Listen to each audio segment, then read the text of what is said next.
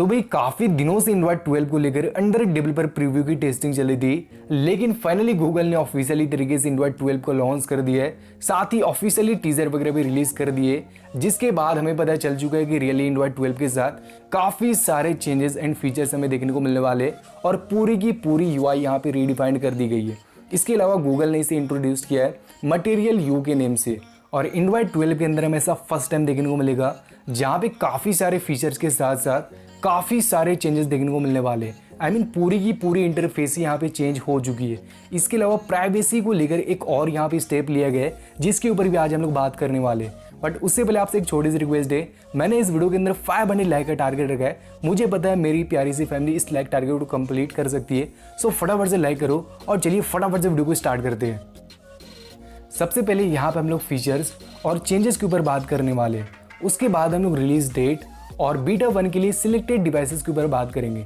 सो बात करें यहाँ पे फीचर्स की, तो यहाँ पे जो हमें सबसे पहला फीचर मिलने वाला है वो है कलर एक्सट्रैक्शन।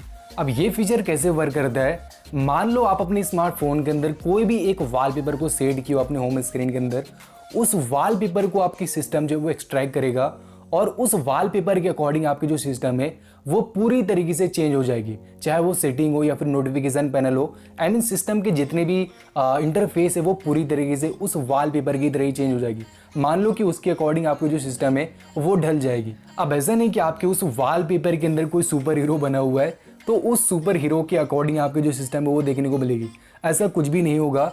उस सुपर हीरो के अंदर जितने स्पेस में जो भी कलर ज़्यादा होंगे वो कलर कोई आपकी जो सिस्टम है वो एक्सट्रैक्ट करेगा और उस कलर के अकॉर्डिंग आपकी सिस्टम जो है वो चेंज होगी। आई होप आप लोग समझ चुके होंगे। अब बढ़ते हैं यहाँ पे हम लोग अगले फीचर की तरफ। तो अगला जो फीचर है वो काफ़ी पहले से अवेलेबल है, लेकिन इस पर यहाँ पे कुछ चेंजेस किए गए। वो है one hand mode.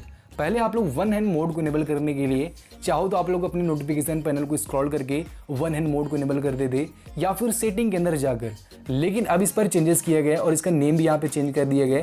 Easier one hand mode name के साथ इसे चेंज किया गया। अब ये कैसे ऑन होगा, तो मैं आपको बता दूं, सिंपली आपको क्या करना होगा, नीचे जो एक जेस्चर दिया गया है उसमें अगर आप लोग नीचे की साइड स्क्रॉल करोगे तो आपकी जो स्क्रीन है वो वन हैंड मोड में चली जाएगी, जैसा आपको इस वीडियो के अंदर दिख रहा है। इसके बाद यहाँ पे जो अगला फीचर है वो है न्यू अलर्ट इंडिकेटर। मान लो कि आप कोई भी एप्लीकेशन को डाउनलोड किया हो प्ले स्टोर से या फिर वो आपकी सिस्टम की ही एप्लीकेशन है, आप उसे यूज़ कर रहे हो। अगर वो एप्लीकेशन आपकी कैमरा या फिर माइक्रोफोन से एक्सेस करता है तो आपको एक इंडिकेटर के थ्रू अलर्ट किया जाएगा, जैसे कि ऊपर लेफ्ट या फिर राइट साइड में वो इंडिकेटर होगा और वहाँ पे आपको अलर्ट किया जाएगा कि ये एप्लीकेशन भैया आपकी माइक्रोफोन या फिर आपकी कैमरा की एक्सेस ले रहा है, तो आप तुरंत उसे कंट्रोल कर सकते हो या फिर उस एप्लीकेशन पे आप लोग एक्शन ले सकते हो। अब ये इंडिकेटर फीचर की मदद से तो आप लोग उस एक स्पेसिफिक एप्लीकेशन को ही कंट्रोल कर सकते हो जो एक्सेस ले रहा है कैमरा और माइक्रोफोन, उसे आप लोग स्टॉप कर सकते हो। लेकिन अगर आप लोग चाहो तो आपके सिस्टम के जितनी भी एप्लीकेशन है जो कि आपके कैमरा या फिर आपके माइक्रोफोन की एक्सेस ले रहा है, उसे भी आप लोग 1 सेकेंड में ही स्टॉप कर सकते हो, क्योंकि आपको नोटिफिकेशन पैनल के अंदर ही 2 एक्स्ट्रा टॉगल दिए जाएंगे। एक होगा कैमरा एक्सेस और दूसरा होगा माइक्रोफोन एक्सेस, जिसे डिसेबल करते ही आपके जितने भी एप्लीकेशन है जो इन दोनों की एक्सेस ले रहा है वो भी स्टॉप हो जाएंगे। तो ये चीज़ मेरे को अच्छी लगी, काफ़ी ज़्यादा अच्छी लगी। साथ ही नोटिफिकेशन पैनल के अंदर यहाँ पे काफ़ी बड़ा हमें चेंजेस देखने को मिलने वाला है। स्टॉक ओएस का नाम सुनते ही पहले हमारे मन के अंदर वाइट वाला बैकग्राउंड की नोटिफिकेशन आती थी और जो सर्कल वाले टॉगल्स होते थे वो आते थे। आई मीन पूरी तरीके से सिंपल होती थी, लेकिन अब ऐसा कुछ भी नहीं होने वाला है। काफ़ी डिफरेंट लुक के साथ हमें जो नोटिफिकेशन, आई मीन जो क्विक सेटिंग्स है वो देखने को मिलने वाला है, जैसे कि आपको स्क्रीन के ऊपर शो ऑफ हो रहा है। बाकी स्टेटस बार के ऊपर भी हमें पूरी तरीके से चेंजेस देखने को मिलने वाला है। पहले नोटिफिकेशन आती थी तो वो आपको स्टेटस बार के अंदर बिल्कुल भी सिंपल तरीके से शो ऑफ होती थी, लेकिन अब उसकी एक इंटरफेस को यहाँ पे अलग कर दिया गया है। राइट साइड में देख सकते हो, आपकी अगर कोई भी नोटिफिकेशन आती है या फिर कोई भी कॉल वगैरह आती है तो उसकी नोटिफिकेशन आपको एक राइट साइड में एक स्टेटस बार होगा, वहाँ पर आपको शो ऑफ होगा, जैसे कि स्क्रीन के ऊपर ये भी शो ऑफ हो रहा है। बाकी यहाँ पे काफ़ी सारे अलग अलग न्यू विडगेट्स के स्टाइल भी ऐड किए गए, चाहे वो म्यूज़िक को लेकर हो या फिर क्लॉक को लेकर हो।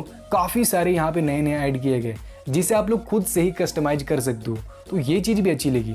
इसके अलावा अगर लॉक स्क्रीन की बात करें तो यहाँ पे लॉक स्क्रीन की इंटरफेस भी पूरी तरीके से चेंज हो चुकी है। देख सकते हो कुछ इस लुक एंड डिज़ाइन के साथ मिलने वाला है। अगर आपके पास कोई भी नोटिफिकेशन आती है तो आपकी जो क्लॉक है वो स्मॉल साइज में कन्वर्ट हो जाएगी।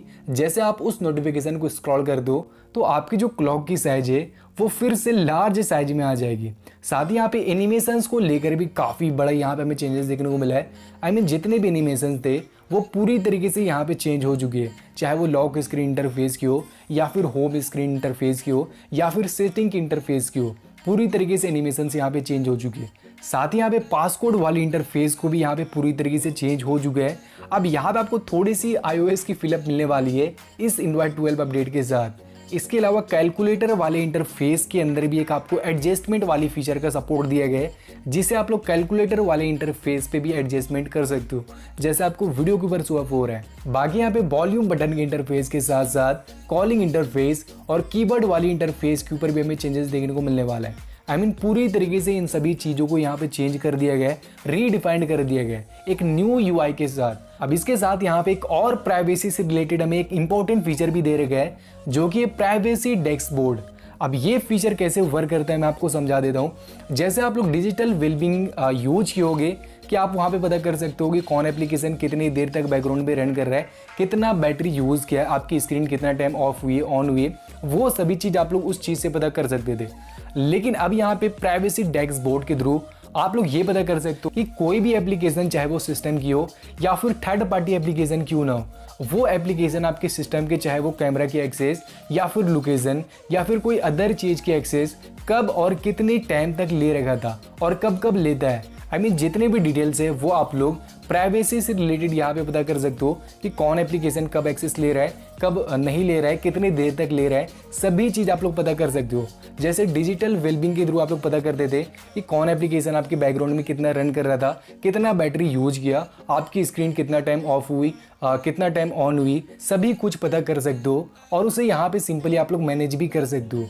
बस वही सेम है, सिर्फ यहाँ पे इतना फ़र्क है कि ये प्राइवेसी से रिलेटेड है, जो कि हमारे लिए काफ़ी ज़्यादा इंपॉर्टेंट है। इसके अलावा यहाँ पे दो और इम्पॉर्टेंट फीचर भी आपको मिलने वाले हैं। जैसे कि आपके पास अगर कोई कार है तो उसे कंट्रोल करने के लिए कार की फीचर्स यहाँ को मिलने वाली है, जिससे आप अपने कार को कंट्रोल कर सकते हो। जैसे कार की जो रिमोट होती है उससे आप लोग कंट्रोल करते हैं, कुछ उसी टाइप से। बाकी यहाँ पे आपके पास अगर कोई भी एंड्रॉयड टीवी है तो उसे कंट्रोल करने के लिए यहाँ पे कंट्रोलर भी आपको मिलने वाला है, जो कि बताया जा रहा है कि विदाउट आईआर ब्लास्टर के वर्क करने वाला है। जैसे कि रियलमी के डिवाइसेस में आईआर ब्लास्टर का सपोर्ट नहीं मिलता है, तो इन पर भी वो कंट्रोलर जो है वो वर्क करेगा और वो भी अपने एंड्रॉयड टीवी को अपने स्मार्टफोन से कंट्रोल कर सकती है। तो ऐसे कुछ खास फीचर हमें एंड्रॉयड 12 के साथ मिलने वाले, पूरी की पूरी सिस्टम यूआई चेंज होने वाली है, सभी इंटरफेस यहाँ पे चेंज हो जाएंगे, काफ़ी सारे पर्सनलाइजेशन के भी फीचर मिलने वाले। अब यहाँ पे अगर बात करें कौन कौन से डिवाइसेस बीटा 1 के लिए सिलेक्टेड किए गए, कौन कौन से ब्रांड की तरफ से सिलेक्टेड किए गए और एंड्रॉयड 12 ऑफिशियली तरीके से इंडिया के अंदर कब तक रिलीज़ होगा। सो सबसे पहले बात करते हैं हम लोग बीटा 1 के सिलेक्टेड डिवाइसेस के बारे में। सो रियलमी की तरफ से रियलमी GT सीरीज जो कि चाइना के अंदर रिलीज़ किया गया है, उसे यहाँ पे सिलेक्ट किया गया है। अब इंडिया के रिगार्डिंग अभी तक कोई भी इन्फॉर्मेशन नहीं आई है कि इंडियन वेरिएंट कौन से रियलमी के डिवाइसेस को सिलेक्ट किया जाएगा बीटा 1 के लिए, लेकिन मुझे लगता है कि रियलमी की X7 सीरीज जो कि लेटेस्ट है, इसे सिलेक्ट किया जा सकता है। यहीं पे वीवो की तरफ से Vivo X60 series and IQ की तरफ से iQOO 7 लेजेंड एंड Xiaomi की तरफ से Mi 11 सीरीज के अंदर जितने भी स्मार्टफोन है उन सभी स्मार्टफोनों को यहाँ पे सिलेक्ट किया गया है। ओप्पो की तरफ से Oppo Find X3 Pro and one plus की तरफ से वन प्लस 9 सीरीज, दोनों स्मार्टफोनों को यहाँ पे सिलेक्ट किया गया।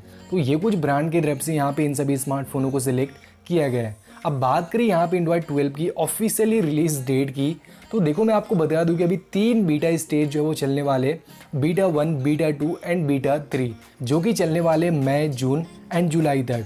फिर अगस्त में ये ऑफिशियली फाइनली रिलीज हो जाएगा, लेकिन सबसे पहले पिक्सल की डिवाइसेस में मिलने वाला है। उसके बाद कुछ हायर डिवाइसेस होंगे, जैसे कि किसी एक ब्रांड की तरफ से, जैसे रियलमी की तरफ से रियलमी GT को सिलेक्ट किया गया, उसी तरीके से सिलेक्ट किया जाएगा।